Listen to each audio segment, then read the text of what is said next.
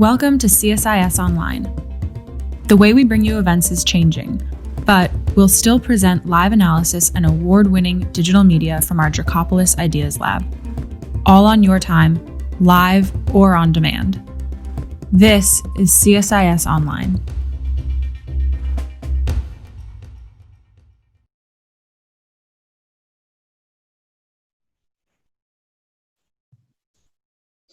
I'm Dan Rundy. I'm a Senior Vice President at CSIS. I also hold the Schreier Chair. Thank you for joining a webinar. We're talking about Japan's response to COVID-19 and potential lessons learned for Latin America. This is an event sponsored by the Americas program at CSIS. I'm really grateful to have Dr. Toda from Japan, as well as two respondents, two friends of mine and colleagues, who are going to provide some really important context for this really interesting discussion. Japan's COVID-19 response is really worth studying. The government reacted early and proactively to contain the virus's initial spread, and the general population's commitments to personal health and hygiene have continued to limit disease transmission. Patients in need have been consistently served by the country's national health insurance system, efficient public health administration, and advanced clinical capacities. Now, at the epicenter of the global pandemic, Latin America could benefit from Japan's insights on handling COVID-19.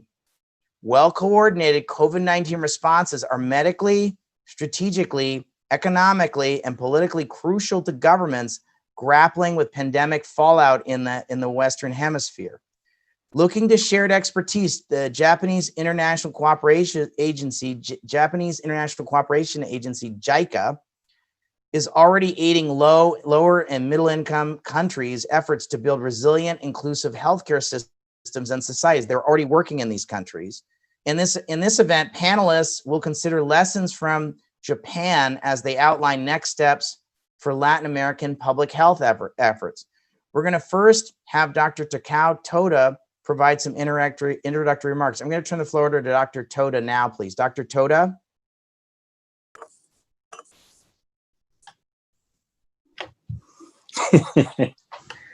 Okay, can I start? Okay, thank you, Dan, and thank you, colleagues, and good morning. Not good morning, and good morning here, but good evening there. And I hope you can enjoy the background alongside with my Japanese accent. And you can enjoy cherry blossom. It's a little bit out of season, but most of us missed the cherry blossom viewing this season, so I can compensate. Let me start with showing you one of the most interesting slide to all of you. If possible, could you show the slide to everybody? Yes, this shows not causality, but co-relationship between aging and casualties. And as everybody knows, elderly people are much more fragile than younger people. And Japan is the super aged society with aging ratio of more than 28%. However, the casualties, the number of deaths so far as a whole in the country remained in a very low level. As of yesterday, 977. And you can see some sort of exceptional things happening in Japan. We should not be naively proud of the status quo so far, because now we are going to finish just the first chapter of coping with COVID-19, and then maybe the beginning of the second chapter. So we should be very much reserved. But however, so far as we know, Japan has been successful to save the lives of fragile people, especially elderly people, against the threat of COVID-19.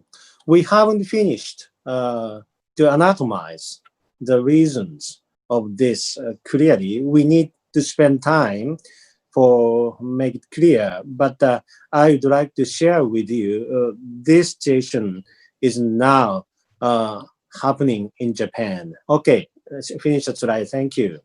By saying so, we also observed very carefully what's going on in Latin American countries. And in general, of course, most of them are in difficulties, including Brazil, but they are doing quite well and sincerely to cope with COVID-19. Let me say just 3 points quickly.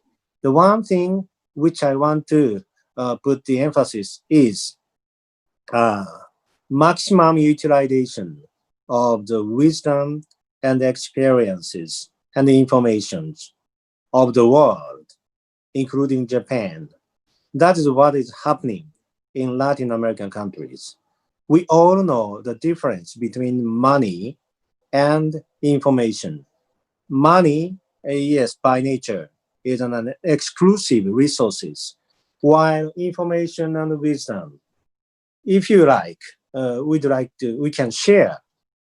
We can say those resources are inclusive resources. And in these very, very difficult situations, most countries are successfully and sincerely utilizing these inclusive resources. That is my first point. Taking one example, berries, including Taiwan and other international societies support this country and a small and very fragile country, but successfully learning from the other countries to safeguard the life of people. And my second point is sincere and transparent political leadership. Taking the example of Senor Salas Peraza, Health Minister of Costa Rica, and Solis Delgado, Chairperson, President of National Emergency Committee. These two politicians or leaders are working quite well and appreciatively talking to the people, everybody, getting the, spontaneous support by the people, which result so far in very successful containment of COVID-19 in Costa Rica. This is the second point. And the last point I want to mention is the people's power. For example, Dominican Republic, tourism industries are fatally damaged, but they have an affluent resources to be converted to kids' food and nutrition. This sort of ingenuity, not only the policy of government, but also people's ingenuity and wisdom, saving the lives. In case of Cuba, for example, for contact tracing, students have been mobilized to trace the contact. And Ecuador, they are using a traditional community support system, which is called Minga in the Guayas prefecture. This kind of thing, but not only in the health sector or medical sector, but universities, vocational training centers, they invented a very cheap and simple ventilators or PPE with very low cost. So this sort of, management in difficulties are outstanding in Latin America, maybe better than Japan. So in case of Japan, we have to very much carefully analyze the health system with a wider view. We all know the policy of Japan, and which is very much transparent, but maybe some important factor exists living in the, infrastructure of health system, which is people's power, customs, habits, and people's willingness to make society in a very much, resilient. And I'll stop here and let me talk later on about what the international society should do and what the role of political leaders. Okay, thank you, Dan. Thank you, Dr. Toda. Yeah. I'm very grateful to my friends, Dr. Green and Ms. Taylor. Dr. Green's a senior vice president at CSIS and leads our Japan work.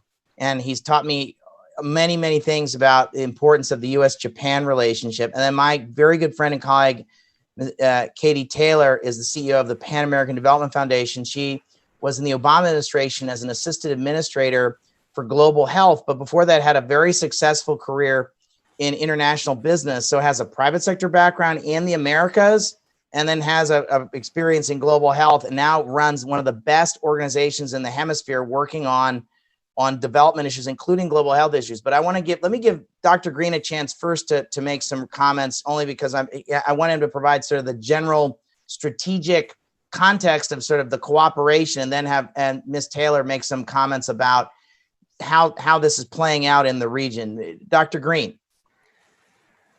Thank you very much, Dan, and thank you, Dr. Toda. That was a good start for our discussion, and I really, I felt a little nasukashi. I felt a little homesick for Japan when I saw the cherry blossoms in the background. I had to miss them this year because of COVID-19, and even worse, I was supposed to be in Japan right now getting ready for the Olympics, which I hope will be scheduled again in a year. So let me say a few things about Japan's COVID-19 response, elaborating on some of Dr. Toda's comments. And also, I think it might be useful to talk about JICA's role and Japan's role in responding to COVID-19 around the world, but especially Southeast Asia, which may be the marketplace of ideas for how Japan can help in Latin America. On Japan's COVID-19 response, there has been some criticism. It's not universal praise. In particular, the low number of PCR tests has been criticized. But as Dr. Toda's graph showed earlier, the relatively low death rate in Japan suggests that that even with a lower number of PCR tests than Korea or some other countries, Japan's actually getting an accurate read on what's happening, and on the whole has been successful for a variety of reasons. One is that Japan does both prospective and retrospective tracing. So when there's an outbreak, they don't just find out who's at risk recently, but they try to trace it to the source, which is a lot harder forensic work, but I think is paying off in Japan's relatively more successful management of this pandemic. Japan has some other cultural and societal attributes that may not apply in Latin America or the United States. Dan and Katie know Latin America better than I do. Japan has frequent and regular experiences with natural disasters. If you're a regular traveler to Japan, as I am, you will be in a major earthquake at some point and see how effectively TV, radio, building design is pre-positioned to deal with even the worst kind of earthquakes. Even this week, Japan is dealing with flooding in Kyushu.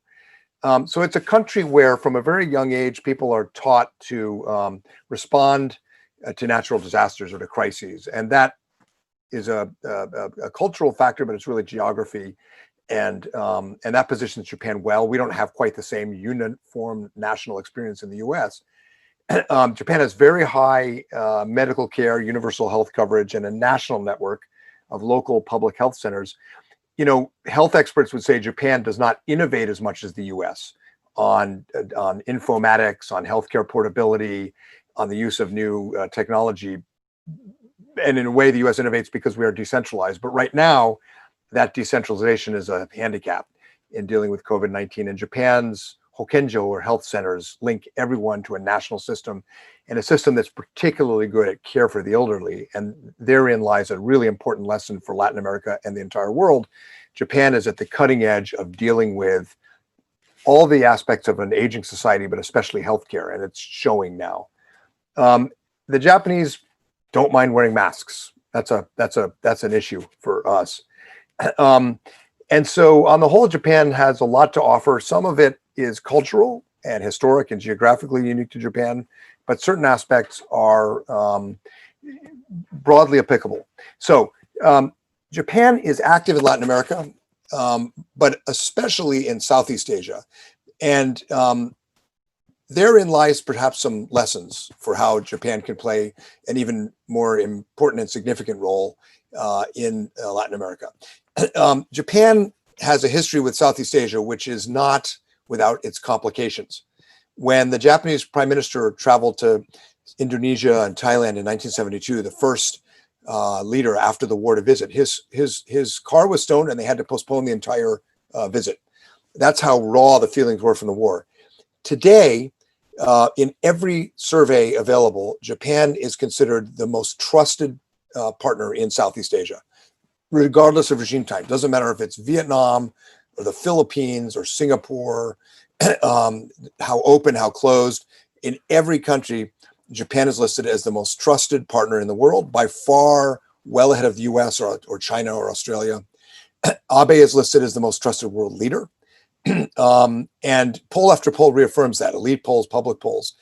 Why is that? Well, part of it is the history of Japanese development assistance to Southeast Asia after the 1970s.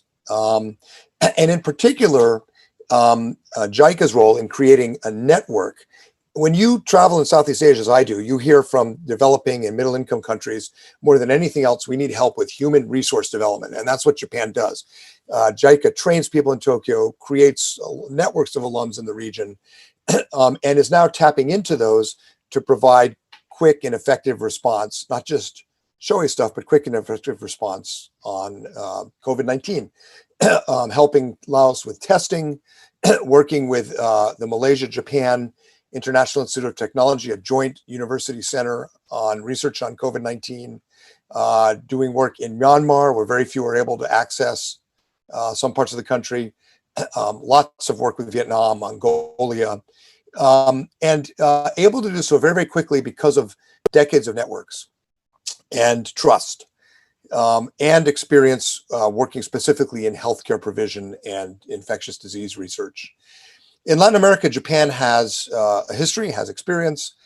Japan surged diplomatically in Latin America after the debt crisis in the 1980s, and then with NAFTA for economic reasons, and APEC, the Asia Pacific Economic Cooperation Forum, which includes Chile, Peru, Mexico. So Japan has, for economic, historic reasons, been very involved. JICA has a history there and access, as Dan knows probably better than I do. Brazil is probably the most dire, actually, I mean, the second most serious case, the COVID victim outside of the United States. And like the United States, in part for reasons of government failure, JICA and Japan have very strong relations with Brazil. There's a long history, as you would know, of Brazilians immigrating to Japan, then Japanese immigrating to Brazil, re-immigrating to Japan, immigrating back to Brazil, great networks, cultural exchanges. So Brazil's been an important partner for Japan. I think Latin America will find that it can get more out of Japan. Japan is only a little more than a third the size of China now in economic power.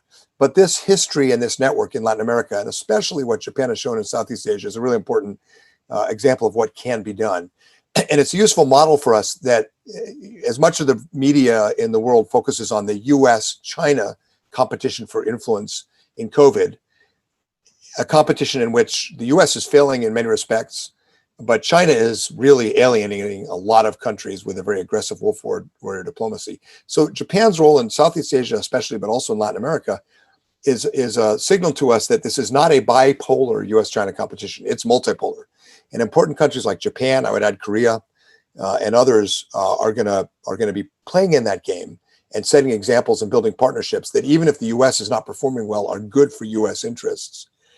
And I think the Latin America example is a bit of a harbinger, the Southeast Asia example is a bit of a harbinger for what we might expect in Latin America, because countries are finding they want more choices and are a bit wary of becoming too dependent on China, especially with China's recent aggressive diplomacy. So my guess is, Dan, Katie would know better, but my guess is in Latin America, there's going to be more of an appetite for working with Japan. Not that Japan's going to replace either China or the US, but it's a trusted partner with the right networks, the right experiences, and it's just a way for countries to diversify their playbook at a time of real need and uncertainty. Thanks, Dan. Thanks, Dr. Green. I appreciate Miss Taylor, Katie, thanks for being here. I really appreciate it. What's your reaction to this conversation? I know you have a lot to say. Thank you for being here. My pleasure, Dan. And first of all, allow me to thank Dr. Toda and thank Dr. Green. Domo arigato gozaimashita. Muchas gracias. So the Pan American Development Foundation has worked across Latin America and the Caribbean for almost 60 years. Let me, if I may, just show you just a couple of slides to to add some color to what Dr. Green was saying. So if you look at Latin America, yes, it's the epicenter of the today about almost 5.9 million cases of COVID in the Americas. Yes, we have over 2.8 million in the United States, but Brazil alone has 1.6 million. So the rate of increase is much higher in Latin America and some Caribbean countries. There are also some significant structural differences. One of the things I'd like to point out is some of the underlying factors. The informal economy has been, which is a much higher proportion of the workforce in Latin America and the Caribbean generally, over 55%. The informal economy has been devastated. So we see impact not only in terms of health, but significant social and economic impact of the disease and the lockdown. We also have over 117 million people in the region who are living in densely populated slums. So these are issues that are important to point out. Food security, which was a significant issue already in some places of the region, has dramatically worsened. Particularly in women and children, as have cases of domestic violence. So again, it's not only the health impact, it's all these other impacts. And certainly there's tremendous variety within the region and the various countries in terms of GDP, but there are also one thing that is rather consistent is the inequalities. My organization focuses on vulnerable populations, so those who need the most support and help, and we've been responding very actively. But all support is welcome, and I do believe that Japan and JICA may have a lot to help the region with.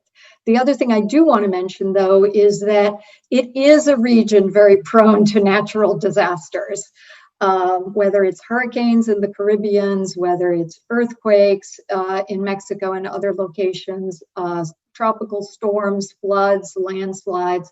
There are a number of natural disasters that also affect the region. So that's certainly a space in which all help is very welcome. Again, part of how we think about the problem, the direction.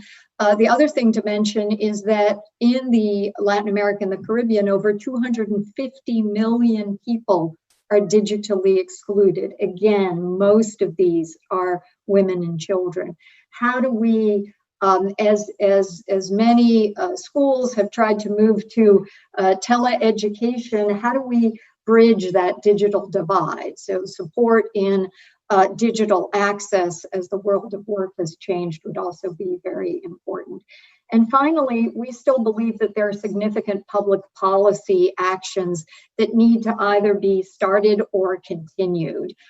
There may not be the technical and health resources that you might have in Japan, but there are significant resources, and many of these can occur at the community level, whether it's continuing to provide basic health services such as vaccination, helping to, maybe there won't be professional teams of contact tracers, but there's a lot that can be done with local leadership and at the community level.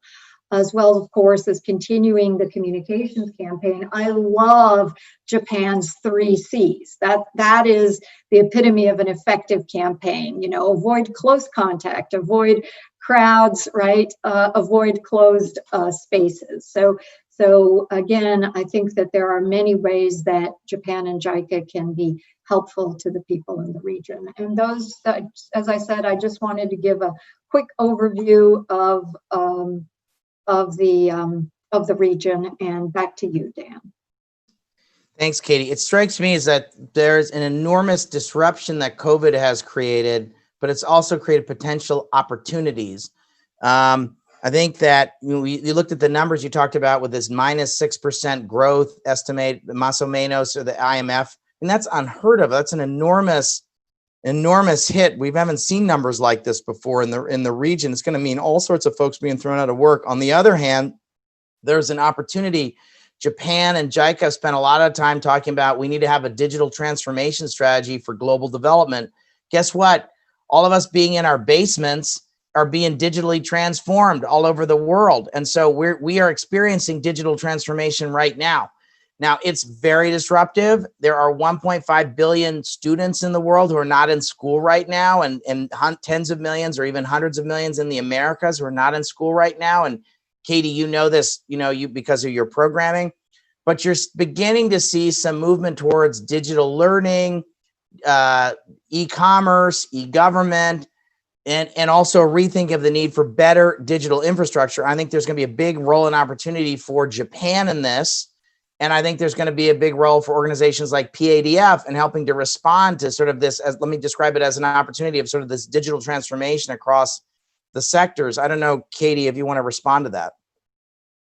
Well, I completely agree with you, Dan. That said, there are still millions of people that need immediate help. So we've thought about response in three ways. One, which is immediate supplies, whether it's food kits to vulnerable populations, helping with food security, food supply chains, whether it's PPE equipment, it's that immediate response. Second, continuing the communications to slow the spread of the disease, supporting contact tracing, testing in whatever capacity it is present in a given country.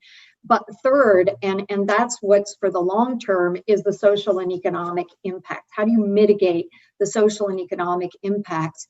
And since so many, you have approximately 650 million people in Latin America and the Caribbean. If 40% of those people are digitally excluded, how do we bring access to that 40%? Many of whom are youth, many of whom are very young. It's a very different demographic space than long-lived Japan. And so how do we bring opportunity, education, dignified work to the young in the region? And that is something that needs to happen now, because the alternatives, unfortunately, are illicit trade and illicit activities, gangs, you name it. Let me take advantage of Dr. Green's presence. So one of the things I'm seeing, and Katie, I'm sure you're seeing this, and Dr. Toda, you may be seeing this, there's this fancy term called supply chain resiliency, which I would describe as sort of rethinking global supply chains. If I do a word cloud of countries that could be a beneficiary of supply chain resiliency, my first thought is to Dr. Green's remarks from earlier about Southeast Asia. It's Vietnam, maybe it's Indonesia. Then I immediately moved to Mexico, Central America, Brazil, Chile, Colombia, Puerto Rico even. So Dr. Green, would you just comment a little bit on when I talk about supply chain resiliency, sort of rethinking of supply chains, at least in Asia? I'd like to just get your reaction to this, that I think COVID kind of is accelerating a rethink in this. Are you seeing this from where you sit, looking at from an Asia perspective, Dr. Green? Yeah, definitely. To give one example, Japan's stimulus package includes about $2 billion US for companies to reshore out of China back to Japan. And when you talk to Japanese CEOs or planners, they are shifting supply chains out of China. But the key thing is the Japanese companies like US or other companies are trying to achieve redundancy and agility. The combination of the fintech and decoupling competition with China 3/11, the big earthquake disaster in Japan in 2011, flooding in Thailand, and now COVID. Companies want resilience, security in their supply chains, and that will definitely benefit Latin American countries that are in APEC and already have FTAs of one kind or another with Japan or with Korea, like Mexico. But it could expand elsewhere in Latin America, as you say. The complication, I think, is going to be that, building on Katie's comments about those left behind in the digital space, there's going to be a decoupling over the coming decade on 5G, and it will affect 4G as well, and infrastructure. And Japan, the US, Australia, and now it looks like probably Britain, Vietnam, and others are banning and maybe Huawei. India's can't afford to ban Huawei, but for national security reasons needs to ban Huawei. There will be a kind of spectrum of countries. On one end, you'll have US, Japan, Australia. In the middle, you'll have countries like India doing a bit of a mixed ban. Latin America, I don't think, has fully woken up to this decoupling thing. And Huawei is going to come in with cheap everything, total service, everything from the cell phones to the towers to the switching cables, everything. Japan, the US, other countries Korea with Samsung are quickly trying to create a secure 5G network. It's going to probably take a little longer and be more expensive, but it will be more secure for open societies, particularly those that are worried about foreign interference or have national security concerns. The British, the Indians, they convinced themselves they could handle China. They're now shifting. And I'll be interested to see if in Latin America, this wave hits a little further down the line, where you start getting questions about whether we really need to can afford to rely on Huawei, but it's cheaper. Do we want to take on the Chinese? Can we trust the Chinese? Japan will play in that. Korea will play in that. And you would know better, Dan and Katie. I don't think that debate has fully started in Latin America. But if you look at the way it has started already in Southeast Asia and now is spreading to Europe, it's coming. And it'll complicate the development process because you'll have two systems. Yeah, absolutely. Katie, could you talk about this issue of supply chain resiliency? As you're seeing this from PDF, if I say Mexico, Central America, Puerto Rico, Brazil, Colombia, Chile, I suspect it's just coming across your radar screen because you're in all these places where there's a discussion about revisiting, rethinking supply chains. Is that what you're seeing, Katie? Absolutely. I think it's occurring in different countries in different ways, but let's take the example of the agricultural supply chain, which I think is a significant one and ties in to some of the issues around food insecurity, which I mentioned earlier, right? So when we think of an agricultural supply chain, it's agricultural workers, it's production, it's storage, it's distribution. So how do we think about that? When we have 70 million people who are food insecure in a region that has less than 10% of the world's population, but I don't know if you know this, Dan, but Latin America, the Caribbean have 25% of the world's arable land.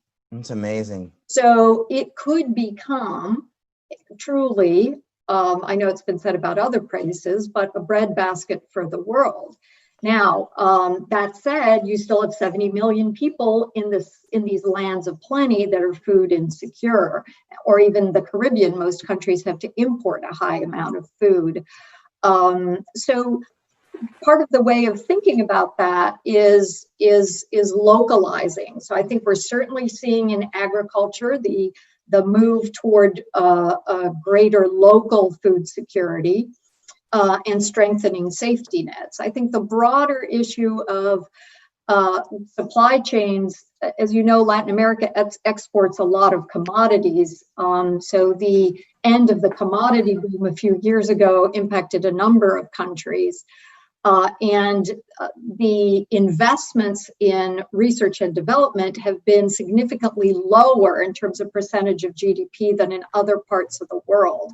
So going back to what you said earlier, Dan, in terms of opportunity, This could be a moment of opportunity for Latin America and the Caribbean to say, invest here. If I, the local country in Latin America, am willing to make the investments that you need to make it attractive to you in terms of workforce opening, in terms of education, et cetera. Now is the moment. So Dr. Toda, thanks. So yes, this is a health emergency, but it's caused all of this disruption in the Americas. Dr. Green has talked about that JICA and Japan are as a trusted long-term partner, not just in Southeast Asia, but also in Latin America.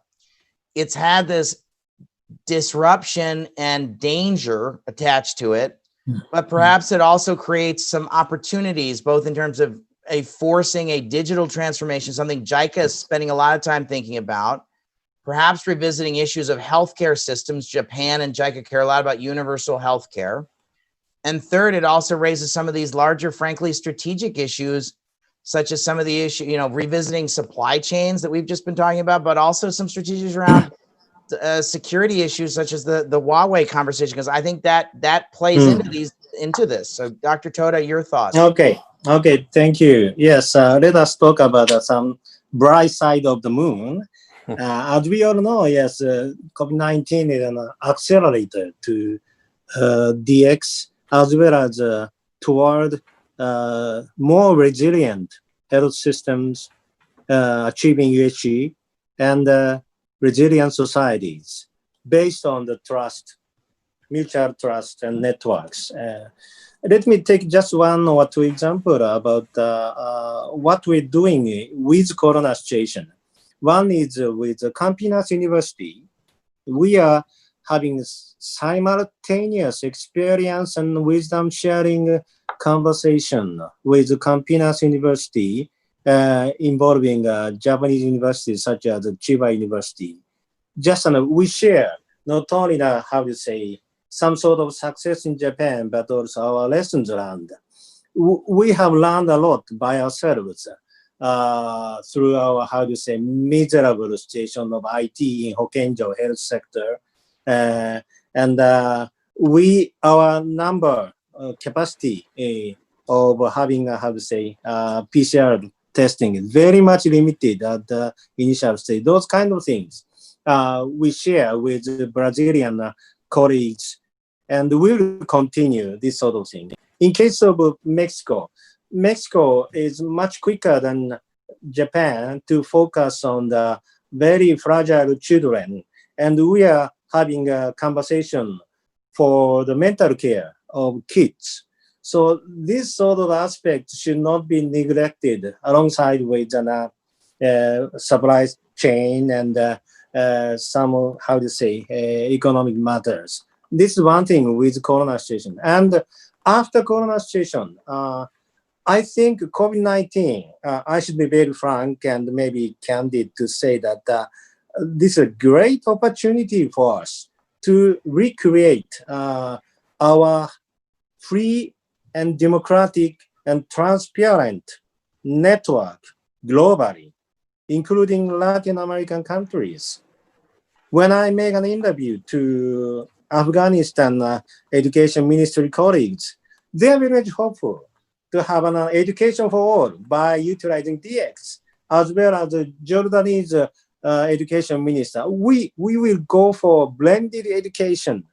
My friend Bangladesh talk about revisiting the way of urban management.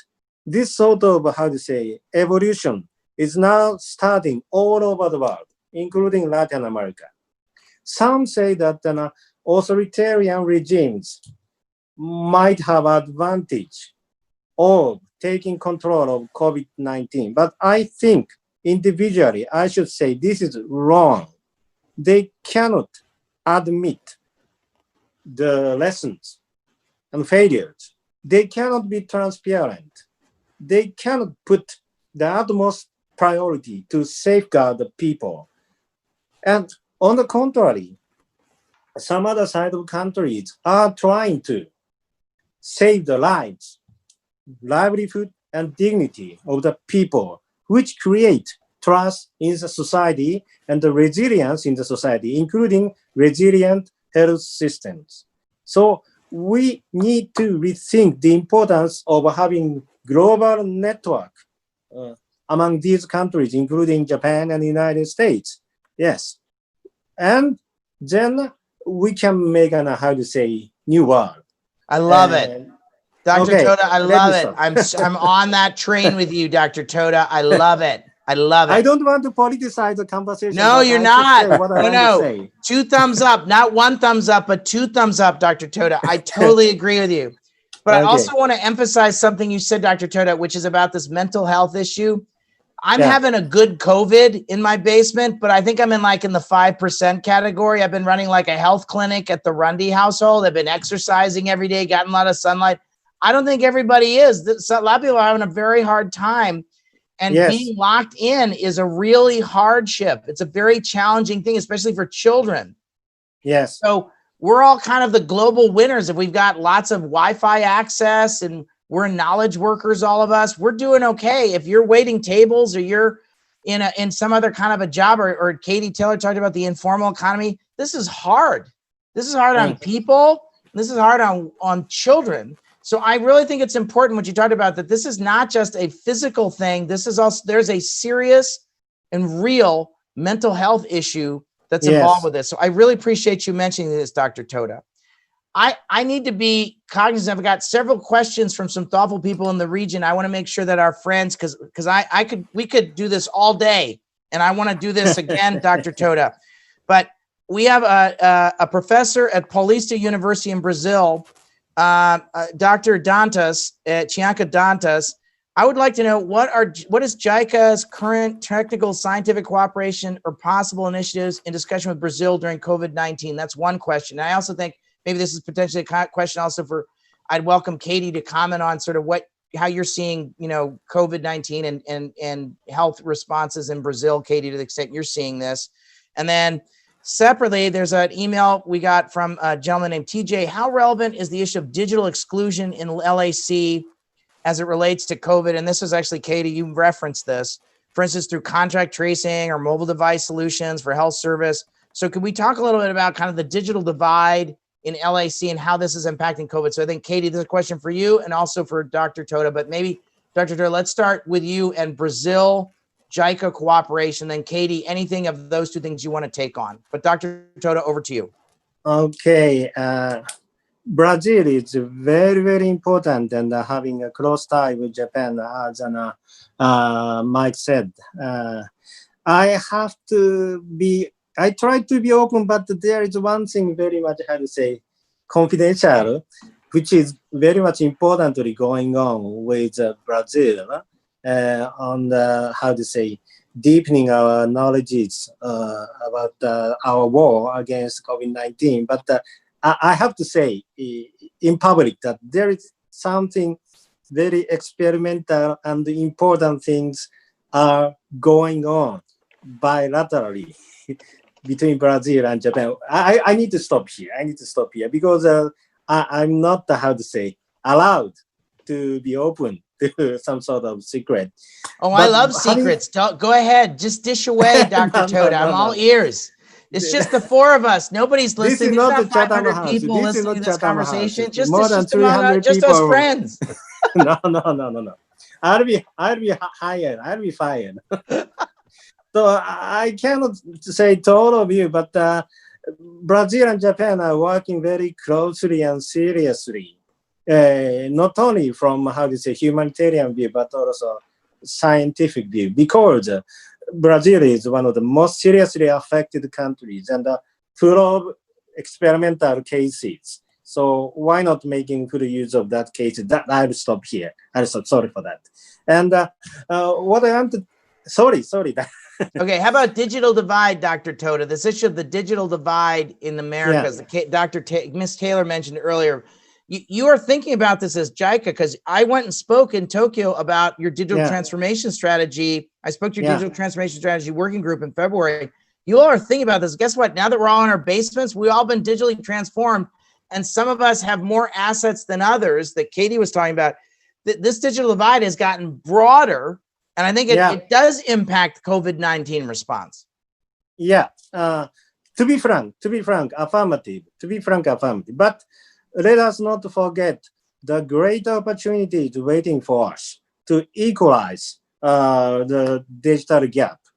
If we have a very clear mindset to make full use of our digital technology, prioritizing our digital technology utilization to the poorest of the poor and to the most fragile stratum of the society. That is what JICA is now trying to do. This is very important. And instead of, sharing the cutting edge technologies among the, richer stratum of the society, we want to focus on, let me take an example, a Mother and Child Health Handbook, which digitalized to be beneficiary to all the people, including Palestine refugees and some Brazilian people. And this kind of technology utilization for the poorest of the poor is what we'd like to do. And secondly, we need to have wider perspective.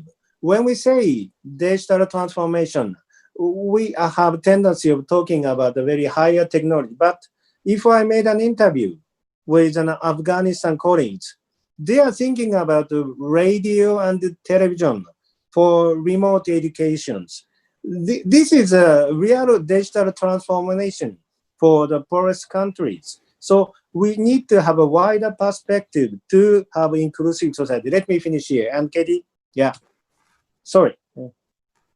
No, just to riff off of you, Dr. Toda, I was going to mention the very same thing, which is we need low-tech technologies as well as high-tech technologies. We're talking to, and some of those are technologies that have been around a long time, like radio. We're in Honduras, rural Honduras, and other places. We're seeing a great utilization of traditional things like radio and TV for education, but also newer technologies like utilizing WhatsApp. So you have some education groups that are being created leveraging WhatsApp and low bandwidth technologies. At the other end of the spectrum, we've been talking to NASA and others, the Earth and Space Institute, to say, well, how do we leverage all the information that we have to understand sort of where are the largest economic and social impacts? Because there's a lot that you can tell by mining those images in the appropriate way. So I think there's a whole gamut of ways that we can try and bridge that digital gap on the low-tech side and on the high-tech side, leveraging the whole spectrum. And I think that JICA has a lot to bring to the table. One other comment, not so much specifically on Brazil, but I think one thing that's important to mention is, like the United States, you have a number of countries, and Brazil and Mexico are two, that have, shall we call it, somewhat federal systems.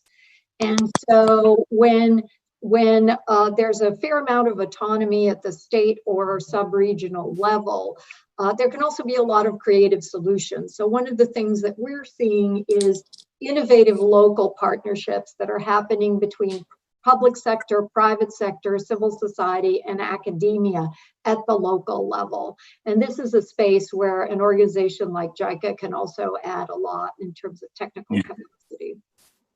Dr. Toda, let me give just you one thing. Yeah, go ahead, Dr. Toda. Yeah, let me take just one example. It's a silent city model in Pernambuco province in Brazil.